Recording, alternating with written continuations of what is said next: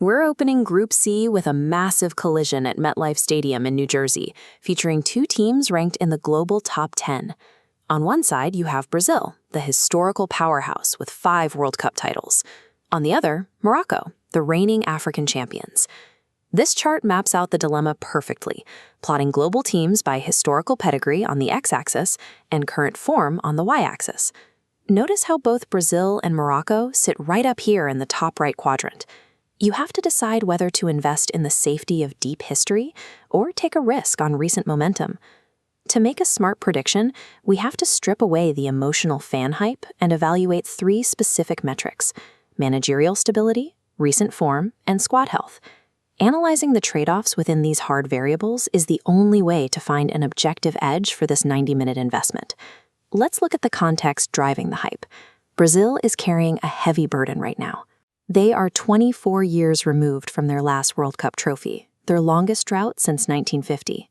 Interestingly, the last time Brazil faced a 24-year gap between titles was in 1994, and that tournament was hosted right here in the United States. Contrast that historical weight with Morocco's soaring trajectory. They are coming off an unprecedented run as semi-finalists in Qatar, and that momentum hasn't slowed down. Despite some bizarre circumstances along the way, they claimed an Africa Cup of Nations victory earlier this year. This creates a classic betting trap.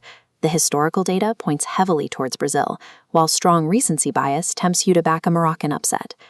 Let's pivot to the first analytical variable. When we look at managerial stability, these two nations are in drastically different situations. For the first time, Brazil has turned to foreign influence, appointing the highly venerated Italian manager Carlo Ancelotti.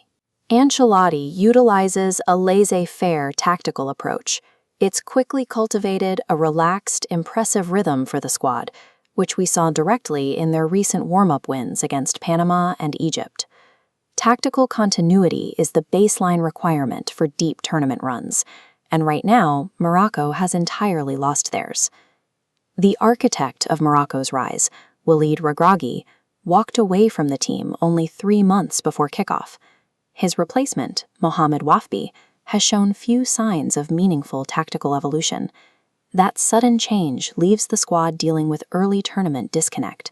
While Ancelotti provides elite stabilizing self-regulation for Brazil, Morocco's sudden shift on the touchline introduces severe friction that caps their reliable upside.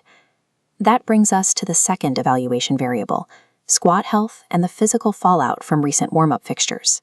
Morocco looked impressive in their recent 4-0 thumping of Madagascar, but they suffered a couple of significant casualties during a subsequent 1-1 draw with Norway. This creates a systemic trade-off. It forces a brand-new manager to rely on untested depth right out of the gate in a high-pressure environment. Compare that to Brazil. They bring a fully healthy, elite attacking roster, uniquely positioned to exploit those exact defensive gaps. Mathematically, pitting an injured makeshift defense against a top-tier global attack significantly reduces the probability of a Moroccan giant-killing performance. Now, let's look at the final variable: historical opening match performance and the data behind first-game stability. Brazil holds a staggering record. The 5-time champions have lost only 1 opening World Cup game since 1930. There is a rare modern exception. In 2018, they played to a 1-1 draw against Switzerland, marking the first time they hadn't won an opener since 1978. But they immediately corrected that anomaly, returning to dominant winning ways with a 2-0 victory over Serbia to open the Qatar tournament. This historical data provides an unparalleled statistical safety net. It proves that backing Brazil early in a tournament carries minimal historical risk. So let's map these 3 variables directly against the 2 teams to reveal the true predictive edge. Mapping the first variable, managerial stability, shows Brazil's leadership heavily outweighs Morocco's sudden tactical vacuum. Looking at opening pedigree, Brazil's near-perfect historical start rate provides a reliable foundation Morocco simply cannot match.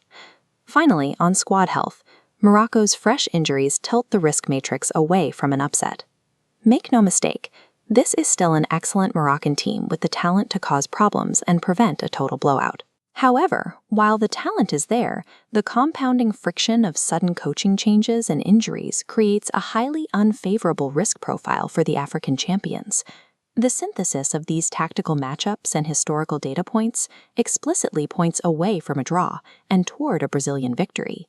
If you're seeking upside, avoid over-indexing on Morocco's Qatar run. This current iteration is a far more fractured and vulnerable squad. For those backing the favorites, Ancelotti's stabilizing presence is the exact remedy needed to neutralize the pressure of their 24-year drought. Morocco's inherent quality means a blowout is unlikely, but Brazil's health and pedigree will ultimately overwhelm that makeshift defense. Given Morocco's ability to score and Brazil's current attacking rhythm, the most likely outcome of this Group C clash is a 2-1 victory for Brazil.